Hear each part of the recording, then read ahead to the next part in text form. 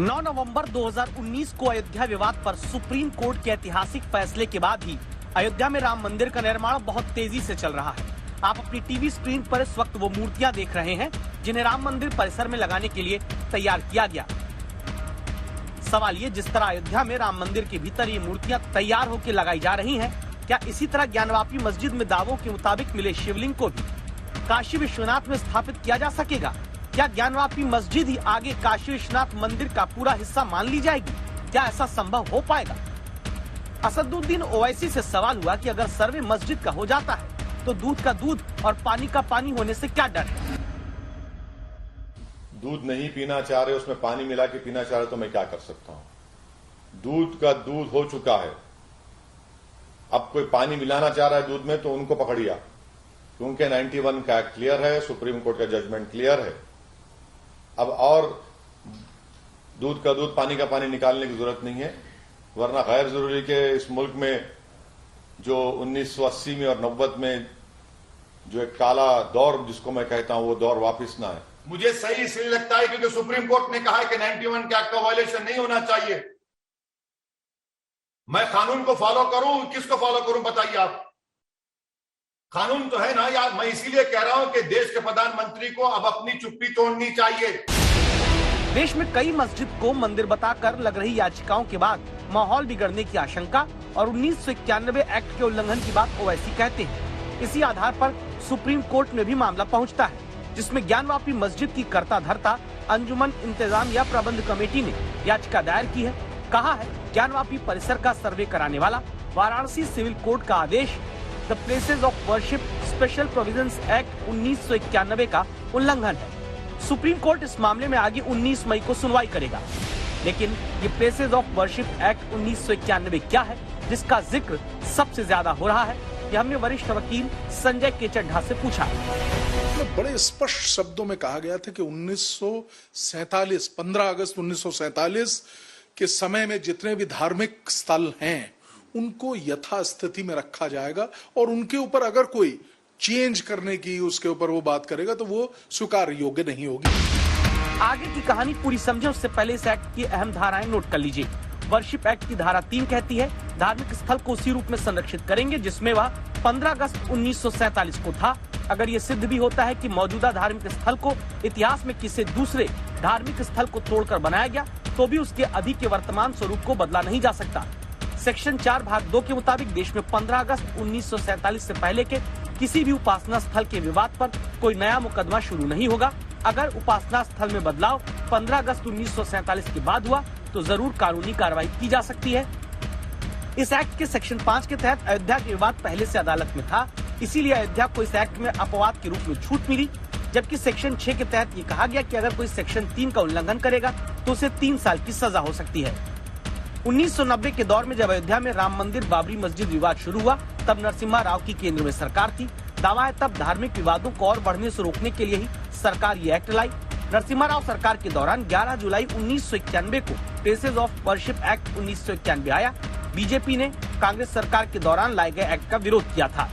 2 साल पहले ही इस एक्ट के खिलाफ सुप्रीम कोर्ट में बीजेपी के नेता और सुप्रीम कोर्ट के वकील अश्विनी उपाध्याय याचिका लगा चुके हैं, जिसमें सुनवाई होनी बाकी है।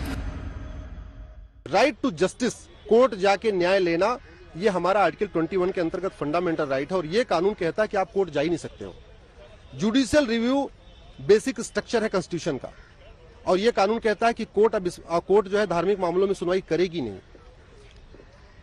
ये कानून राम और कृष्ण में भेदभाव करता है। कह रहा है अयोध्या का मामला तो कानून के दायरे के बाहर है, लेकिन मथुरा का मामला कानून के दायरे में है। आर्टिकल 14-15 का वायलेशन हो गया। हिंदू, जैन, बौद्ध, सिख को भी अपने जो उनके धार्मिक स्थान थे उनको पुनः प्राप्त करने का अधिकार है आर्टिकल 25 में, लेकिन ये कह रहा है कि नहीं, जो तोड़ दिए गए आप उस पर यथास्थिति रहेगी। अब सवाल ये है कि क्या ज्ञानवापी मस्जिद विवाद में वर्शिप एक्ट 1991 लागू होगा या नहीं? बीजेपी नेता और वरिष्ठ वकील अश्विनी उपाध्याय, सुप्रीम कोर्ट में सीनियर लॉयर संजय के चड्ढा से इस बारे में हमने जवाब जानना चाहा। आप ध्यान से इन्हें सुनिएगा। मेरे हाथ में ये कानून है।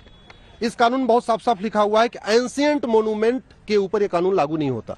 एंशिएंट मोन्यूमेंट डिफाइन है 1958 के एक्ट में। जो ढांचा 100 साल से ज्यादा पुराना हो उसको कहते हैं एंशिएंट मोन्यूमेंट।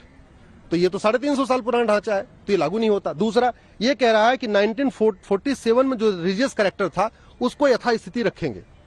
तो 1947 में ज्ञानवापी का रिलीजियस कैरेक्टर क्या था? मस्जिद था? नहीं, मस्जिद तो हो ही नहीं सकती है। अवैध कब्जा करने से, नमाज पढ़ लेने से कोई स्थान मस्जिद नहीं होता। आप जाके हवाई जहाज के अंदर थोड़ी देर को वहीं पे नमाज पढ़ लो तो हवाई जहाज मस्जिद नहीं हो जाएगा। ट्रेन के डब्बे में जाके आप नमाज पढ़ लो तो ट्रेन का डब्बा मस्जिद नहीं हो जाएगा। तो ऐसे मंदिर, ज्ञानवापी मंदिर में अवैध रूप से जाके नमाज पढ़ लेने से, डर दिखा के, भय दिखा के, वो कभी मस्जिद नहीं हो सकता। वो मंदिर था, मंदिर ही है, मंदिर ही रहेगा। सेक्शन 4 बड़े स्पष्ट रूप से कहता है कि एंशियंट मॉन्यूमेंट्स जो हैं या जो आर्कियोलॉजिकल सर्वे ने निकाल रखे हैं उन पे ये लागू नहीं होता।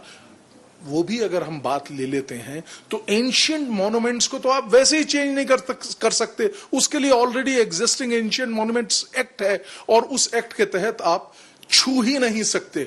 और बल्कि मैं तो यहां तक कहूंगा उस पर्टिकुलर क्षेत्र को नहीं छू सकते, उससे आसपास के 100 मीटर की अन्य जगहों को भी अगर आप चेंज करना चाहेंगे तो उसके लिए आपको आर्कियोलॉजिकल सर्वे की परमिशन की आवश्यकता हो। फिर आगे ज्ञानवापी विवाद में क्या होगा? गौर करने वाली बात है कि मुद्दा ज्ञानवापी मस्जिद का हो या इसके बाद दिल्ली से लेकर कर्नाटक तक मंदिर मस्जिद पर हो रहा विवाद, हर जगह अभी याचिकाकर्ता सिर्फ पूजा करने के अधिकार और मस्जिद में सर्वे वीडियोग्राफी की मांग कर रहे हैं, न कि अभी याचिकाकर्ता मस्जिद का अधिकार मंदिर के रूप में मांग रहे हैं। तब क्या ज्ञानवापी विवाद में भी सिर्फ पूजा करने का अधिकार मांगने के आधार पर फैसला हो सकता है? अगर पूजा करने की सिर्फ बात है तो इस एक्ट से कोई लेना देना ही नहीं है।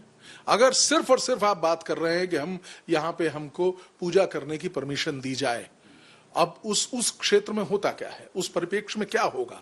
उसमें 2 पार्टीज हैं, एक मुस्लिम पक्षकार और दूसरा हिंदू पक्षकार। अगर हिंदू पक्षकार इस मांग कर रहा है कि वहां परमिशन दी जाए और मुस्लिम पक्षकार अगर मना करेगा तो ये एक कॉन्फ्लिक्टिंग पोजीशन हो गई।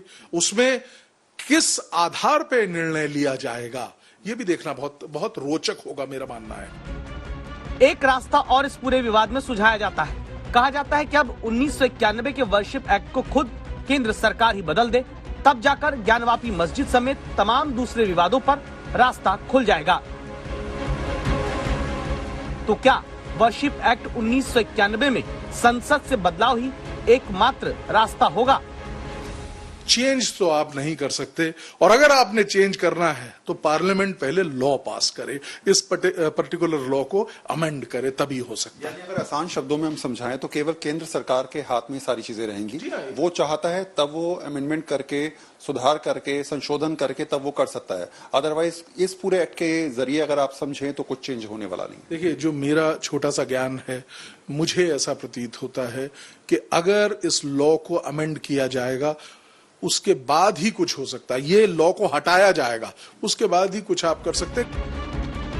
चौंकाने वाली बात यह कि इस कानून पर 2 साल से खुद सरकार ने भी अदालत में कोई जवाब नहीं दिया।